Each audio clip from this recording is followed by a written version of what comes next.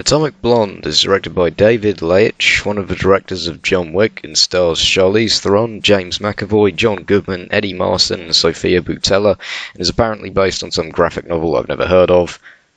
Huh. That's been happening a lot lately.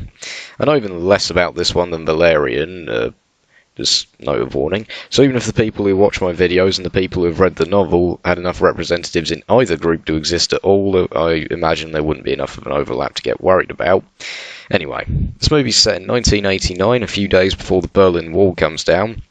There's a lot of political intrigue, riots in the streets, and yes, I swear I'm actually talking about 1989 Germany here.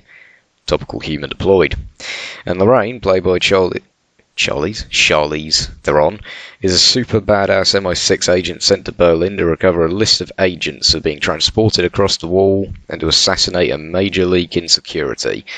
Now, I didn't really have any interest in this movie, but I do try to see everything for you lot, and I suddenly got interested when I randomly heard whisperings of a director who worked on a lot of the action scenes in John Wick, and in fact he co-directed the first John Wick.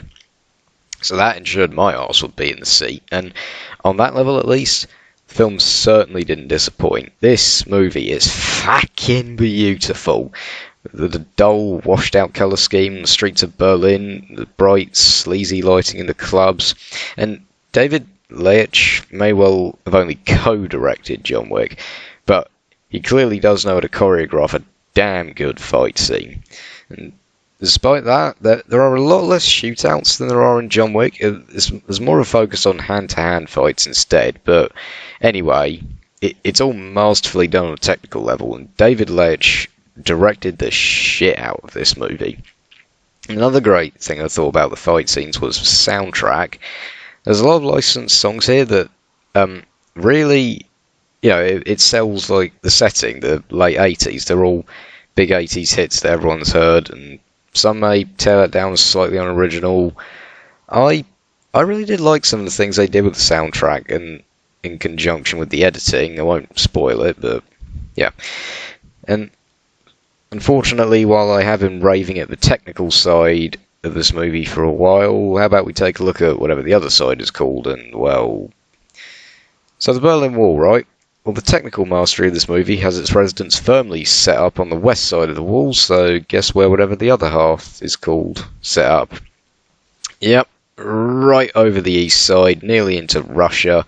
Tons of screaming, crying, bloodshed, and occasionally getting whacked around the head with the link of Frankfurters. Make of that what you will. So the story, as if you couldn't tell from my summary, is duller than my fucking personality and as generic as that fucking joke. The magic list of agents plot MacGuffin is something that's only been done about 10 squintillion times before, and the Cold War is something that's only been done about 11 squintillion times before, which would all be fine if the characters at least had simple, clear motives for what they're all doing. Charlize Theron as Lorraine sold her performance well enough. She doesn't have a whole lot to her, except she's a badass, and I couldn't help but think it's slightly unbelievable that with how skinny she is, and yet she beats up 200-pound grunting, muscly henchmen every day. But whatever, she did a decent enough job. James McAvoy is much better. He's still as great as ever on the acting front, and he's a pretty conventional street-level badass, but it just works here. I don't know why. Maybe it's just him being James McAvoy. Yeah, I liked him. The rest of the cast are pretty forgettable. None of them stood out as either bad or good.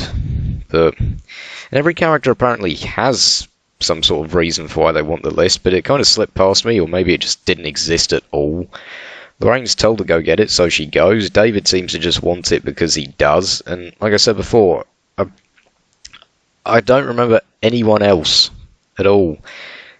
And the way this film goes out with a bang is to have about 3 twists in the span of about 14 minutes, the first 2 of which they could have easily ended the film on, and I wouldn't have minded. But it just went on and on, revealing secret after secret they'd never been building up to, and I left the film feeling like a tennis ball as they rocketed me from twist to twist through a plot that's like an 8-year-old who's just drank an entire swimming pool full of Coca-Cola. Atomic Blonde just couldn't calm the fuck down for 5 minutes once it got going, and it's definitely a wonderfully directed film. But in the end, it was disappointing. I'm going to give Atomic Blonde a 6 out of 10. I don't know if David Leitch just doesn't have the talent to direct anything other than awesome action scenes, but I hope not. He is signed on for Deadpool 2, apparently, so fingers crossed, I guess. So guys, let me know, have you seen Atomic Blonde? What did you think about it? Or what's your favourite action film of the year so far? Thanks for watching. Have a good one.